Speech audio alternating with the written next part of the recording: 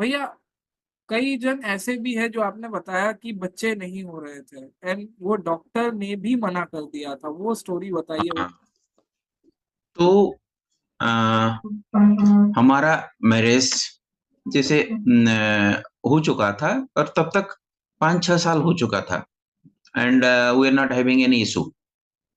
सो कई डॉक्टर को दिखाए, एंड वो ठीक है, मेडिसिन दे रहे थे एंड ऑल दीज थिंग्स। फिर लास्ट में इंडिया में हमारे कलकत्ता से ही बिलोंग करते हैं एक doctor, who was the creator of the first test tube baby Indira. So we started visiting that doctor.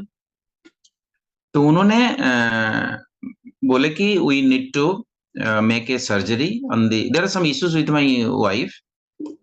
There is a fallopian tube in the woman's body which is responsible for having these issues। fallopian tube शायद आप लोग सुने होंगे। सो वो doctor ने बताया कि we need to make some operations and then we have to correct it, there is some issue there. तो उन्होंने सर्जरी ऑपरेशन कराया। कराने के बाद मुझे बुलाए उनके पास और बोले कि ये है, होता है वो डायग्राम दिखा है, बोले ये है, ये होता है फालोपियन ट्यूब, वो यहाँ पर एक इस जगह में ब्लॉकेज होता है, एक जगह में शायद सामने या पीछे कहीं पर, हम लोग उसको ऑपरेट करते हैं and then it becomes okay. But in your case this is not a tube, this is a rod. You know the difference between tube and rod? Rod is completely filled up, और tube जो होता है it is hollow and empty. तो बोले ये इनके पूरा जो ट्यूब है वो भरा हुआ है। So it is not possible scientifically and surgically also to change this tube।